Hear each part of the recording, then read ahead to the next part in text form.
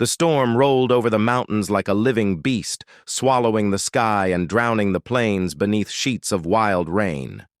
The rancher fought against the wind as he rode toward home, guiding his horse through the darkness. That was when he saw her. A woman collapsed beside a fallen tree, her braided hair soaked, her breath barely rising. She was an Apache, unmistakably, her clothing torn from the storm's fury. He dismounted instantly, ignoring the danger of being seen helping her. She was hurt, freezing, and alone. Leaving her there was the same as killing her. He refused to do that. He lifted her carefully, feeling the weight of exhaustion in her limp body. Her skin was ice cold, her lips trembling even in unconsciousness. He wrapped his coat around her, pulling her close against the wind, and carried her to his horse.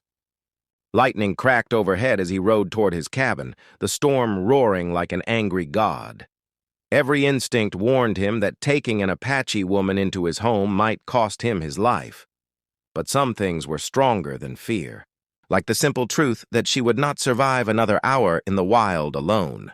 Inside the cabin, he laid her near the fire and worked quickly to warm her. Her breathing was shallow, uneven, as if every breath fought against the night. He heated water, prepared herbs, and checked for injuries from the storm's debris.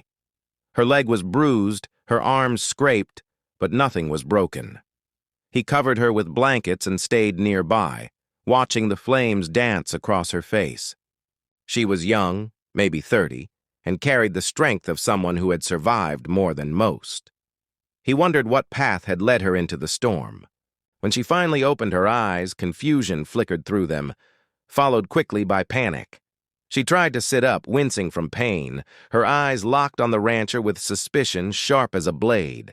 He raised his hands gently, showing he meant no harm.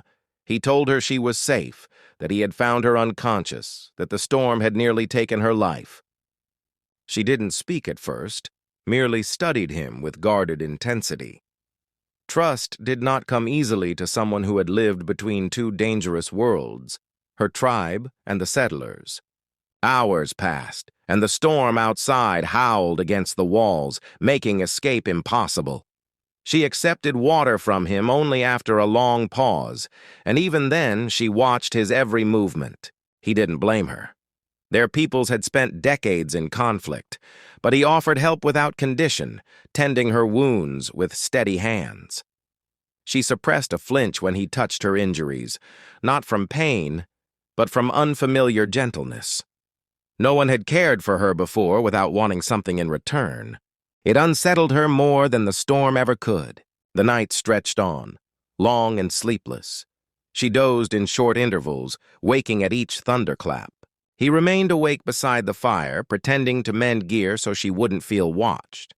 In truth, he was, listening for any sign of riders outside, Apache scouts looking for their lost woman. But the storm was too fierce for even seasoned warriors to travel through.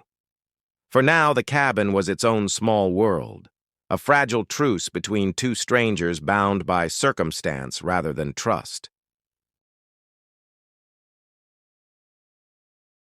By morning, the storm began to weaken, leaving behind a silence almost eerie.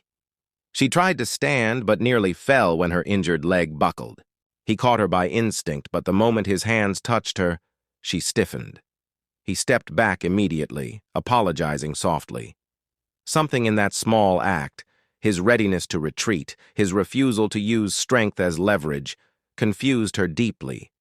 She pulled the blanket tighter around her and sat back down. He made breakfast, setting a plate in front of her without a word, allowing her to choose whether to accept it. She ate slowly at first, still wary, but hunger eventually outweighed caution. He didn't stare at her, didn't interrogate her. Instead, he went outside to check the damage to his property. She watched him through the window, his broad shoulders, tired posture, the quiet discipline in every movement. He wasn't a violent man, she thought, but one shaped by solitude. She recognized that kind of loneliness. It had been her companion for years. When he returned, soaked with morning mist, she felt a surprising wave of gratitude for his silence. It was the closest thing to peace she had felt in months. As the day warmed, she began to speak in short, cautious phrases. She told him she had been separated from her group while gathering herbs, that the storm had come without warning. She did not reveal everything, no Apache ever would, but she shared enough to show she was not an enemy scout. The rancher listened carefully, respectfully, never pressing for more. When he spoke of his own life, his words were spare. A ranch inherited too soon, a family lost to fever, years spent fighting land, weather, and silence. She felt the weight of his story like a reflection of her own. That afternoon, she stepped outside for the first time, leaning on a walking stick he had carved for her. The land stretched wide and open before her, the sky endless above the valley. For a moment, she forgot the conflict between their peoples, forgot the danger, and simply breathed. He stood a few paces behind her, giving her freedom yet staying close enough in case she stumbled. She realized he did not see her as a burden or a threat, just a person who needed help. And that alone forced something inside her to soften. Days passed, and her strength began to return. She helped him gather firewood, prepare meals, and clean the cabin. Their movements became a rhythm, peaceful and unspoken. When she laughed unexpectedly at one of his dry remarks, he looked at her in stunned silence, as if he had forgotten what laughter sounded like. She didn't apologize. The sound surprised her, too. She had not laughed in years. Something gentle had begun to grow.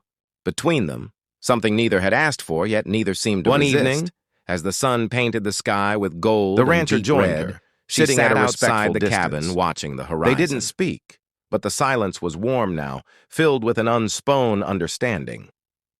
She had lived her whole life surrounded by voices, songs, stories, and yet she had never felt as quietly safe as she did beside this solitary man.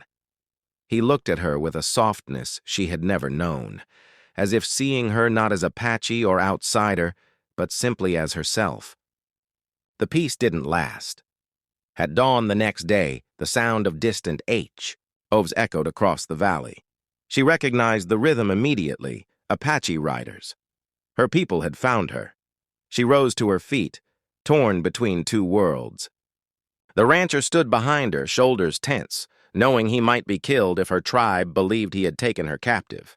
She turned to him, and their eyes locked in a moment, heavy with truth. He didn't reach for a weapon. He didn't run. He simply waited, trusting her to decide his fate. When the riders arrived, their weapons ready, she stepped in front of the rancher, shielding him with her own body. Her chief demanded to know why she defended a man who lived on land taken from their ancestors. She answered calmly, telling them the rancher had saved her life, treated her with dignity, asked for nothing, and shown a kind of honor few men possessed. The chief studied her long and hard, then turned his gaze to the cowboy. After a long silence, he allowed her to choose her own path, tribe or rancher. With steady steps, she walked toward the rancher, leaving behind the life she had always known. She stood beside him, her choice clear. Not as his captive, not as his debt, but as his equal. The chief nodded once, acknowledging the decision, then led the riders away. As the dust settled, the rancher exhaled a breath he hadn't realized he'd been holding. She turned to him, unsure of her future, but certain of one thing. Her life had changed forever. And he, humbled and grateful, opened his heart to the woman the storm had brought to his door.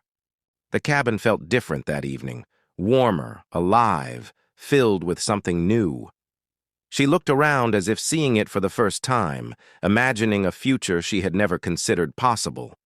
The rancher, standing beside the fire, watched her with quiet awe. She had chosen him, not out of desperation or survival, but out of trust. And in that moment, he silently vowed to honor that choice for the rest of his life.